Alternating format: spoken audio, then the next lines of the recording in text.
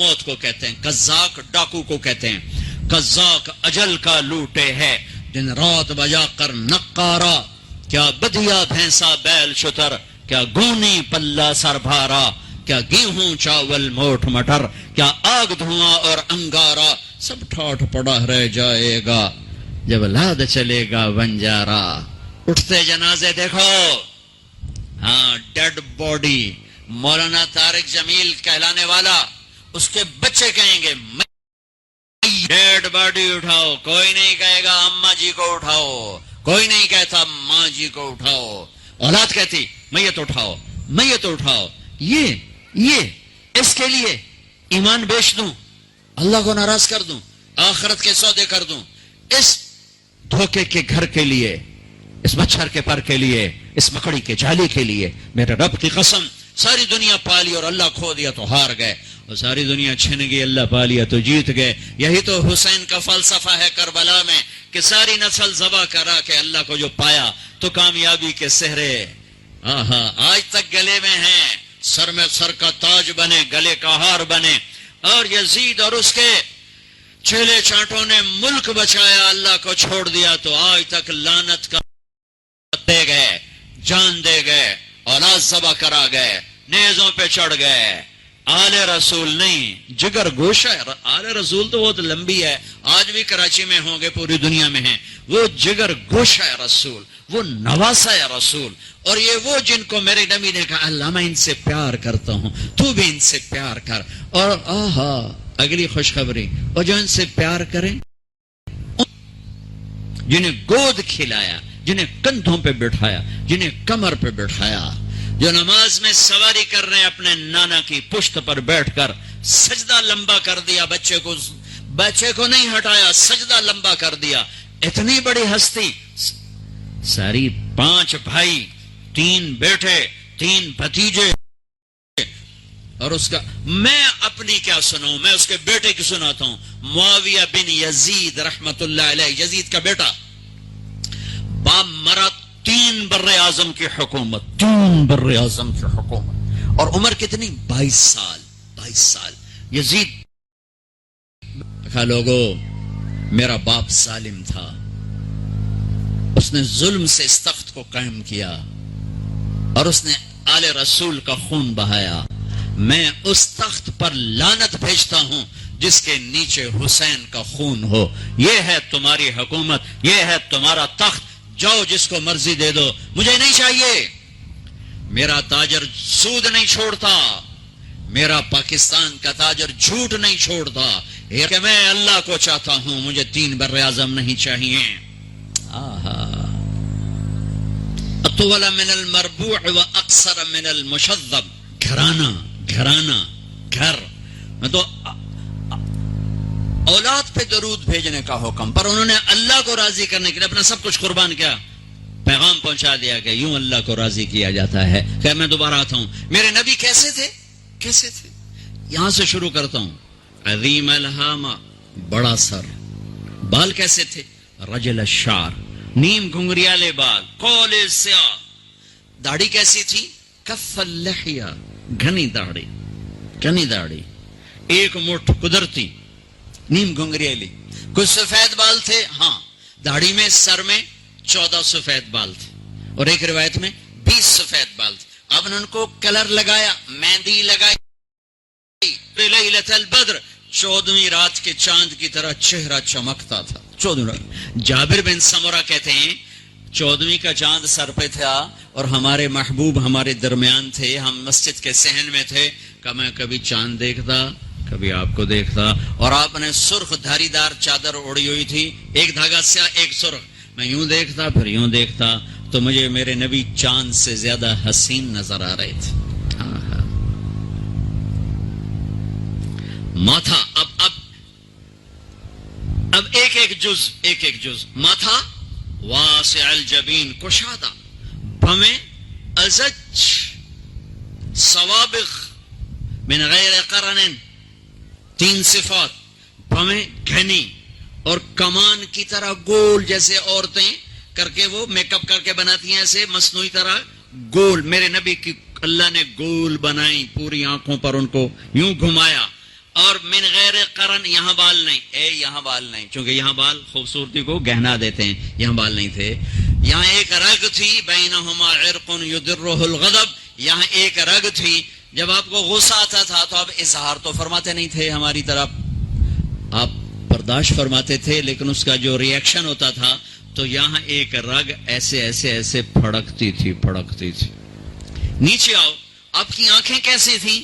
ادعج اور اشکل اور انجل اور ابرج اور احور اور اکحل. واہ واہ واہ. کششوں تو باقی کمزوری کو بھی وہ چھپا دیتی ہیں. سارا چہرہ خوبصورت ہو، اک کھا جاوے چین چو تو سارا حسن ہی بیڑا بڑھ جاندہ ہوتا. تو میرے نبی کی آنکھ ادعج موٹی، اشکل لمبی، اس میں سرخ دھاریاں، اکحل بغیر سرمے کے سرما، اہدب یہ بال بڑے لمبے چمکدار، انجل، ابرج، اہدب، احور، اکحل، ادعج، اشکل، اکحل، یہ سب میرے نبی کی آنکھ کا حسن و جمال ہے، کمال ہے. کہ جب ایسے آپ آنکھ اٹھاتے تھے، آپ حیا کی وجہ سے آنکھ اٹھا کے مردوں کو بھی نہیں دیکھتے تھے. عورت تو عورت سے ملتے تھے، عورتوں سے ملتے تھے، لیکن آنکھ نہیں اٹھتی تھی حیا کی وجہ سے. میری نسل رات کو ساری رات کیا تباہی، بے حیائی، بے غیرتی میں ڈوبی ہوئی دیکھ رہی ہے. ہمیں مرنے کے لیے ایٹم بم نہیں چاہیے، ہماری بے حیائی ہمیں لے ڈوبے گی اگر توبہ نہ کی. آپ یوں دیکھتے تھے. یہ آپ کے دیکھنے کا میں نہیں کر، لفظ کا ترجمہ کر رہا ہوں. جل نظر الملاحظہ، اس لفظ کا آپ دیکھتے تھے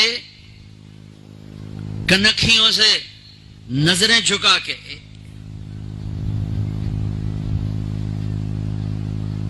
ان کناروں سے دیکھتے تھے. کبھی کبھی آپ آنکھ اٹھاتے تھے ایسے.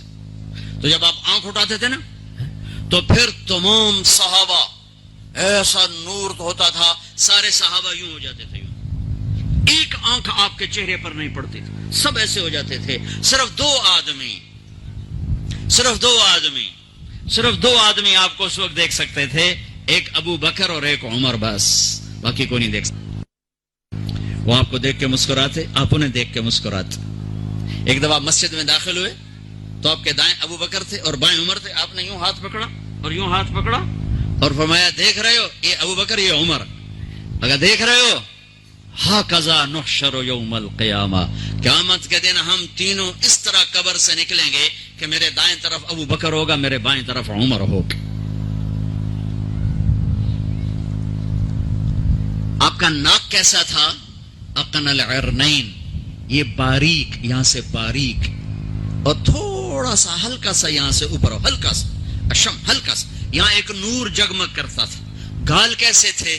سہل الخدین، برابر، پچکے ہوئے کمزوری کی علامت، ابھرے ہوئے موٹاپے کی علامت، گول خوبصورت، سہل خوبصورت گولائی میں. اور یہ جگہ یاقوت کی طرح، مرجان کی طرح، انار کی طرح جگمگ کرتی تھی، سرخ سفید.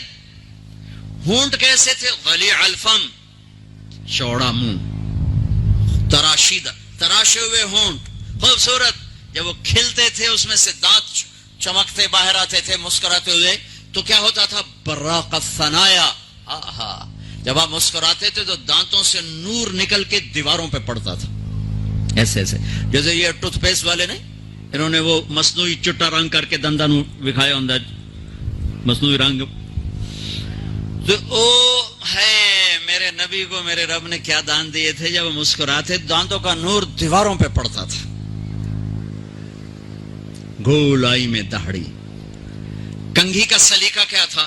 کنگھی فرماتے تھے کبھی مانگ نکالتے تھے، کبھی بغیر مانگ نکالے بالوں کو پیچھے لے جاتے تھے. یجاوز شعرہ شحمت اذنیہ، یہاں تک آپ کے بال ہوتے تھے عام طور پر، کبھی کبھی گردن تک، کبھی شانوں تک، زیادہ زندگی بھر یہاں کا دستور تھا. کنگھی کرنا، تیل لگانا، سرما لگانا آپ کی مستقل زندگی بھر کی عادت تھی. آپ نے ارشاد فرمایا اپنی بیویوں کے لیے زیب و زینت اختیار کرو، میں قربان جاؤں. میں تو آپ کو نبی کا دین بتا رہا ہوں. آپ کا تو دین بڑا اوکھا کام، بیوی واسطے چنگے کپڑے پاؤنا اوکھا کام. میرے نبی نے کہا اپنی بیویوں کے لیے زیب و زینت اختیار کرو. سبحان اللہ. عورتوں سے کہا واہ واہ قربان جاؤں، اشارتاً ہمیں مردوں کو صراحتاً، عورتوں کو اشارتاً اپنی بیویوں کے لیے زیب و زینت اختیار کرو. بنو اسرائیل میں زنا اس لیے پھیلا کہ مردوں نے بیویوں کے لیے زیب و زینت چھوڑ دی تو وہ غیر مردوں کی طرف مائل ہو گئیں. اور پھر عورتوں کو فرمایا کہ خامدوں کے لیے تیار ہو. کیسے؟ آپ نے فرمایا جنت کی حور اپنے خامد کے لیے ایسے تیار ہوگی جیسے ام سلمہ میرے لیے تیار ہوتی ہیں. سبحان اللہ سبحان اللہ. ابھی عورتوں نے شادی پہ جانا ہو تو بیچارے مرد دی مصیبت آئی ہوندی ہے، اور ترائے جتیاں تروٹ جاندیاں کپڑے ٹھو ٹھو کے، اور خامد کے لیے تیار ہونا ہو تو انہوں موت پہ جاندی. اپنے خامدوں کے لیے تیار ہو ورنہ وہ اور عورتوں کی طرف مائل ہو جائیں گے. یہ اس میں خفیہ پیغام ہے. میرے نبی حیا والے ہیں، پاکیزہ زبان، پاکیزہ ذات. مردوں کو صراحتاً فرما دیا اپنی عورتوں کے لیے تیار ہوا کرو. بنو اسرائیل میں اس وجہ سے فحاشی پھیلی. اور پھر اشارتاً جنت کی حور اپنے خامند کے لیے ایسے تیار ہوتی ہے جیسے ام سلمہ اللہ کے رسول کے لیے تیار ہوتی ہیں. جب حضرت فاطمہ رضی اللہ تعالیٰ عنہ کی شادی ہوئی اور نکاح ہو گیا اور رخصتی 1 ماہ بعد، 2 ماہ بعد، 6 ماہ بعد، 1 سال بعد یا فوراً، یہ ساری روایات ہیں، لیکن زیادہ صحیح ہے کہ کچھ عرصے بعد رخصتی تھی، فوراً نہیں تھی. تو جب حضرت علی نے آ کے رخصتی کا مطالبہ کیا حضرت ام ایمن کے ذریعے سے، تو آپ نے حضرت حفصہ اور حضرت ام سلمہ اور حضرت عائشہ ان تینوں سے فرمایا کہ تم جانتی ہو نا میری بیٹی فاطمہ مجھے کتنی محبوب ہے، میری بیٹی کو دلہن بناؤ. اللہ اکبر. میری بیٹی کو تیار کرو. یہ میں دین بیان کر رہا ہوں، بے پردگی نہیں، بے حیائی نہیں. زیب و زینت میرے دین کا حصہ ہے، میرے نبی کی شریعت ہے. میرا نبی خوبصورت دین لے کر آیا ہے، یہ خوبصورت زندگی لے کر آئے ہیں. پتہ نہیں ہم نے کہاں سے عجیب و غریب دین کے فلسفے نکال لیے ہیں. سبحان اللہ. قربان جاؤں. آپ نے کہا جابر شادی کی؟ کہا جی کی. کہا کنواری سے کہ بیوہ سے؟ کہا جی بیوہ سے کی. کہا اللہ بکرن فتلاعبک وتلاعبها. ارے تو نے کنواری سے کیوں نہ کی؟ وہ تجھ سے کھیلتی تو اس سے کھیلتا. میں اپنا میرے نبی کا دین بیان کر رہا ہوں. آپ کیا سمجھنا صرف رمضان کے روزے رکھنا دین ہے؟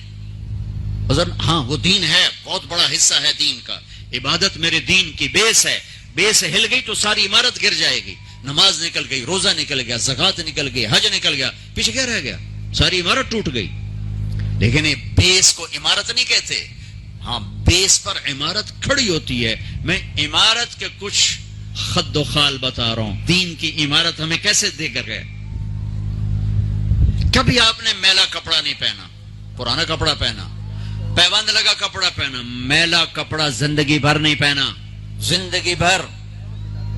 اور آپ کے بدن مبارک سے، آپ کے پسینے سے ایسے خوشبو آتی جیسے مشک سے خوشبو آتی، دنیا کے سب سے مہنگی خوشبو. آپ حضرت ام سلیم کے گھر میں آرام فرما رہے تھے دوپہر کے وقت. تو آپ یوں کر کے سوئے ہوئے تھے، یوں یہ کوہنی آگے نکلی ہوئی تھی. آنکھ کھلی تو دیکھا ام سلیم نے یہاں بوتل رکھی ہوئی، یہاں. تو آپ نے کہا کیا کر رہی ہو؟ تو کیا تھا، چونکہ گرمی، پنکھے تو ہے نہیں، پسینہ یہاں سے نیچے گر رہا تھا. سلیم نے نیچے بوتل رکھی ہوئی تھی اور وہ سارا پسینہ اس کے اندر جمع کر رہی تھی. کہا سلیم کیا کر رہی ہو؟ کہا یا رسول اللہ یہ آپ کا پسینہ اکٹھا کر رہی ہوں، یہ مشک سے زیادہ خوشبودار ہوتا ہے. میرے نبی نے کبھی گندے کپڑے نہیں پہنے، کبھی میلے کپڑے نہیں پہنے، پرانا پہنا ہے، پیوند لگا پہنا ہے، میلا نہیں پہنا. میرا دین یہ نہیں کہتا کہ ایسی شکل میں آ جاؤ کہ لوگ بھاگنے لگ جائیں. ہاں میرے نبی کیسے تھے؟ ان عنقه جید دمیۃ فی صفاء الفضہ، گردن کیسی تھی؟ سراہی دار. سینہ کیسا تھا؟ عریض الصدر، چوڑا. کندھے بعید ما بین المنکبین، کندھوں کا درمیانی فاصلہ کافی لمبا، کھلا. بازو کیسے تھے؟ طویل الزندین، لمبے. انگلیاں کیسی تھیں؟ سائل الاطراف، انگلیاں مخروطی، لمبی. ہتھیلی کیسی تھی؟ رحب الراحہ، کشادہ. یہ ہتھیلی کے پیچھے ہاتھ کیسا تھا؟ شثن الکفین والقدمین، یہاں رگیں نظر نہیں آتی تھی. یہ میری رگیں نظر آ رہی، آپ کی رگیں نظر نہیں آتی تھی، گوشت. اب پاؤں پر بھی، پاؤں کیسے تھے؟ مسیح القدمین، بڑے نرم و نازک پاؤں. جب آپ وضو کرتے تھے پانی یوں پھسلتا تھا جیسے تیل لگا ہوا ہے. سینہ پیٹ کیسا تھا؟ سواء البطن والصدر، سینہ اور پیٹ برابر. میرے نبی نے موٹاپے کو انتہائی ناپسند کی. ایک موٹا آدمی سامنے آتا، آپ نے اس کی توند میں انگلی ماری، کہ یہ چربی کسی اور جگہ ہوتی تو کتنا اچھا ہوتا. ہمارے کتنے بہن بھائی ہیں، آپ سجے پاسے ہوندے پیٹ کھبے پاسے ہوندے، یا آپ کھبے پاسے تے پیٹ سجے پاسے. ہنسنا شروع کریں تو منہ سے نہیں ہنستے، پیٹ سے ہنستے، بڑ بڑ بڑ یوں ہو رہا ہوتا. میرے نے کھا تباہی پھیر دیں. ابھی رمضان آ رہا ہے، تم اپنے دشمن بن جاؤ گے. سموسے کھا، پکوڑے کھا، حلوے کھا، جڑی شاید نہیں کھاونی وہ بھی رمضان اچ کھا. پیچھے ڈٹھے پہ ہوں ترابیاں کہ میں پڑھی ہوں تو اٹھیا ہی نہیں جاندہ. تو تسی نہ کھاؤ آ 5 من شاید کھا فنائی پھیر کے پھر کہتے ہیں تراوی تو پڑھی نہیں ہے. وہ اللہ دے بندے 2 کھجور کھا کے سادہ پانی کا گلاس پی کے تو روزہ افطار کر، پھر کوئی تھوڑا بہت پھل کھا لے، پھر تراوی پر پھر جتنا مرضی کھول کے کھا، جتنا مرضی کھا. صرف حلال کھانا فرض نہیں ہے، حلال کھانے میں صحیح کھانا بھی فرض ہے. اللہ نے کھانے کا طریقہ، میرے نبی نے کھانے کا طریقہ بھی بتایا، زندگی کا طریقہ بھی بتایا، آخرت کا طریقہ بھی. والتین والزیتون، میں ادھر نہیں جاتا ہوں، صرف اشارہ کر رہا ہوں کہ میرا رب، اس میں پورا میرے رب کی قسم ڈائٹ چارٹ ہے. والتین والزیتون، ڈائٹ چارٹ. میرے رب کہہ رہا ہے مجھے انجیر کی قسم، مجھے زیتون کی قسم. اس میں اللہ ایک لمبا چوڑا فلسفہ بتا رہا ہے کہ کھانے میں احتیاط کرو، حلال کھاؤ، اندھا دھند نہ کھاؤ. اگر اللہ چاہتا تو یہاں سموسے کی قسم کھاتا، مجھے سموسے کی قسم، مجھے پکوڑے کی قسم، اب مجھے یہ کراچی والوں کی بریانی کی قسم. جتنا مزے کا کھاتے ہو اتنا اوکھا نکالتے ہو اسے. ہاں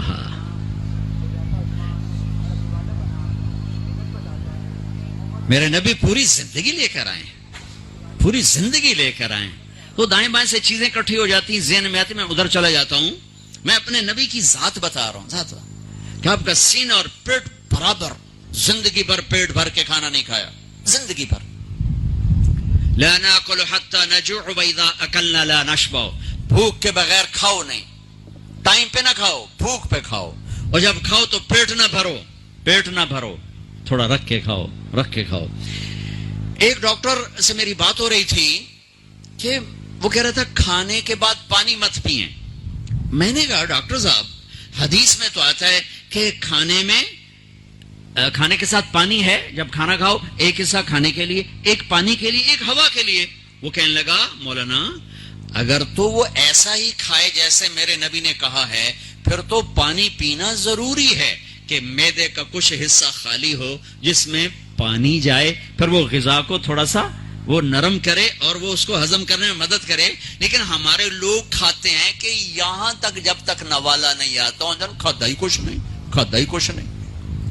ان کو پانی پینا بڑا مصیبت بنے گا کہ معدہ کھڑا ہو جائے گا، ایسے پھول جائے گا، پھر وہ حرکت نہیں کر سکے گا. جیسے نبی نے بتایا ویسے کھائیں، پانی پینا چاہیے. جیسے یہ کھاتے ہیں ایسے کھانے میں پانی نہیں چلے گا.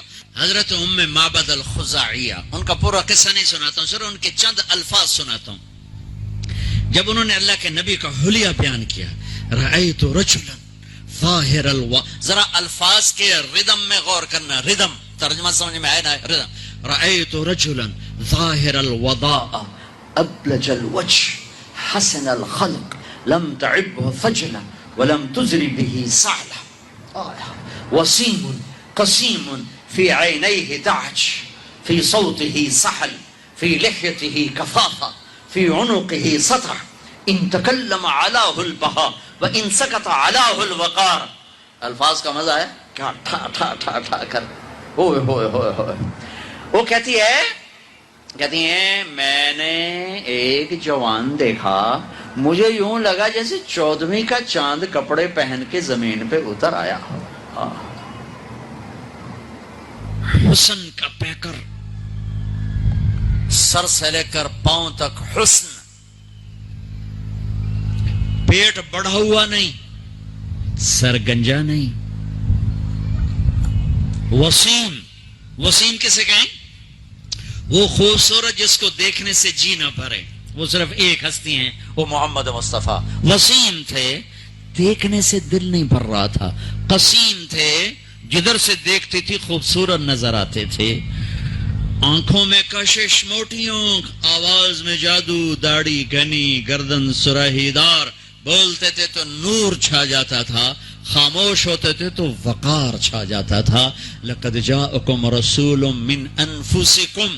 میرے بھائیو، اللہ کی قسم، میں قیامت تک اپنے نبی کو بیان کرتا رہوں، میں نہیں 7 ارب انسان ایمان لے آئیں اور علماء بن جائیں اور خطیب ادیب فصیح بن جائیں اور میرے نبی کی شان بیان کریں، نہیں ہو سکتی.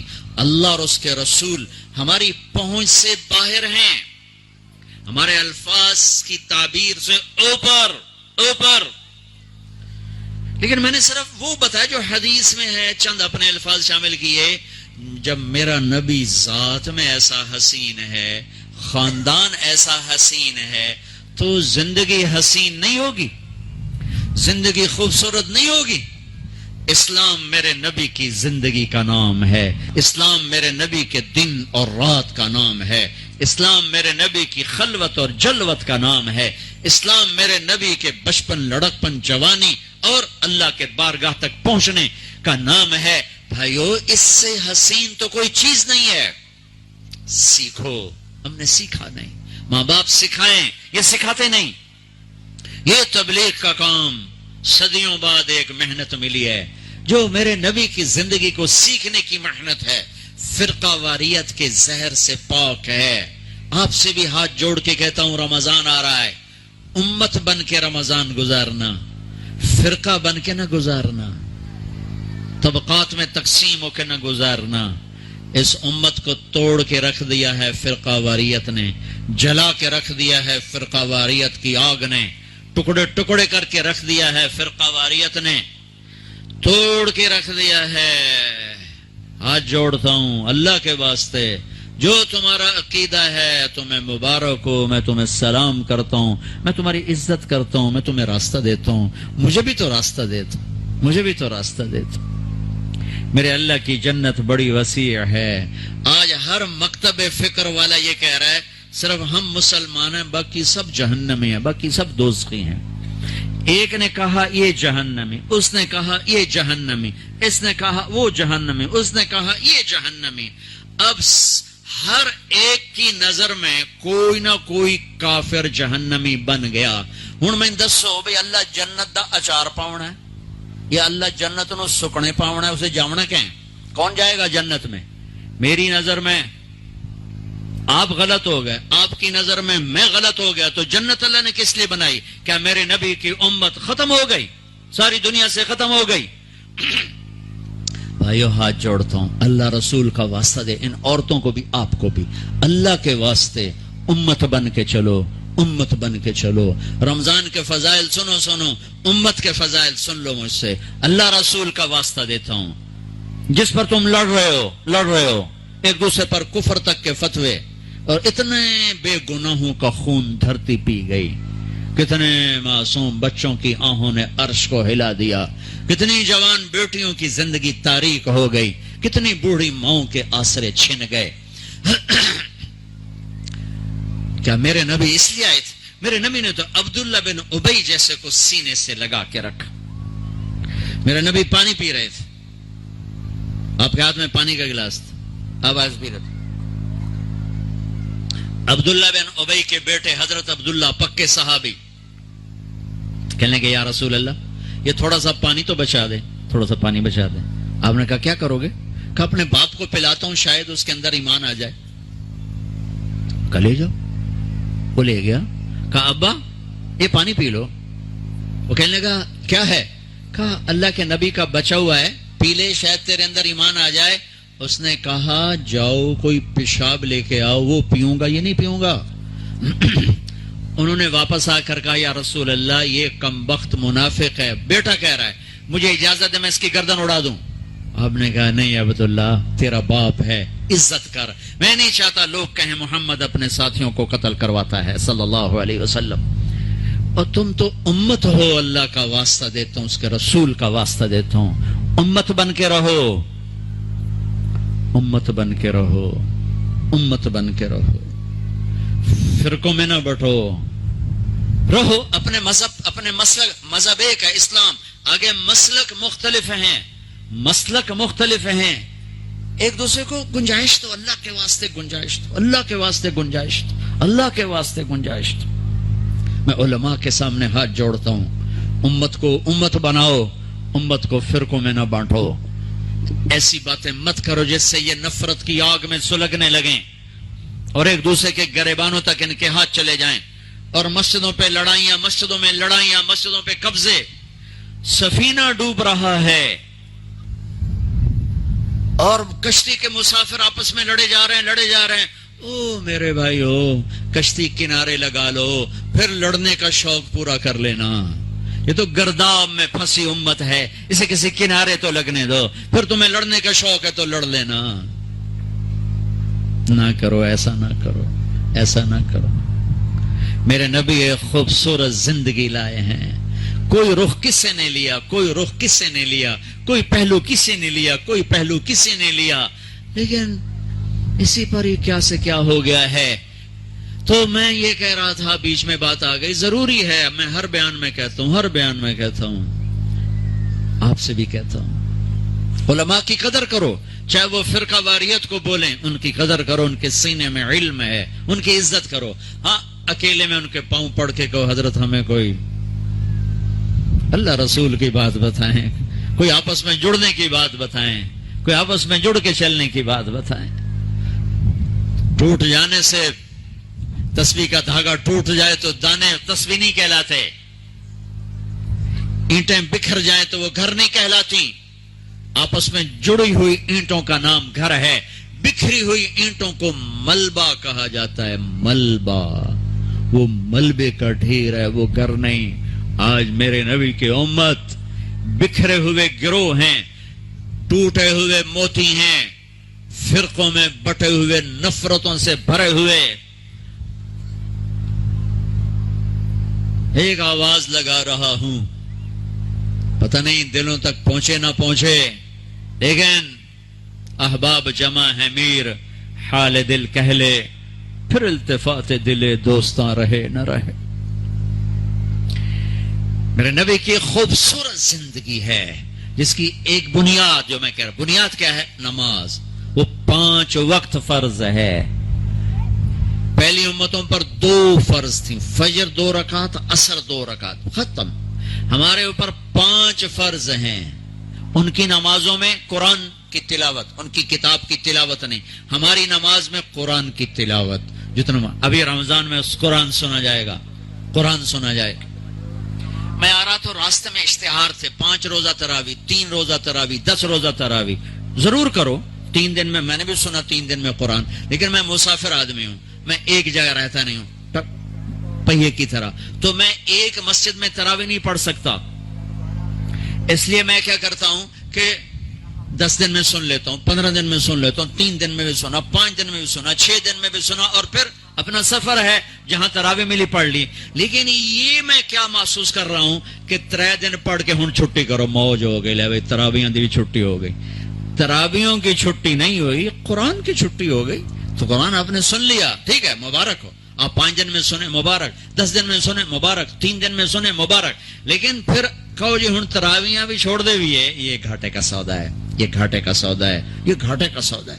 کسی امت پہ ان کی کتاب پڑھنا فرض نہیں تھا نماز میں، ان کو یاد ہی نہیں ہوتی تھی، ہمیں قرآن یاد ہوتا ہے، ہمارا قاری پڑھتا ہے ہم سنتے ہیں، پڑھتا ہے ہم سنتے ہیں۔ حضرت عثمان رضی اللہ عنہ 1 رکعت میں پورا قرآن پڑھ کے رکوع کرتے تھے، 1 رکعت میں پورا قرآن پڑھ کے رکوع فرماتے تھے۔ لیکن ہم نے تو اللہ تعالیٰ سے ٹھیکہ کیا، ٹھیکہ نہیں تو ٹھیکہ، ہم نے اللہ سے ٹھیکہ کیا کہ اسی صرف قل واللہ پڑھنی، باقی سارا قرآن ساڑھ کو لے جا۔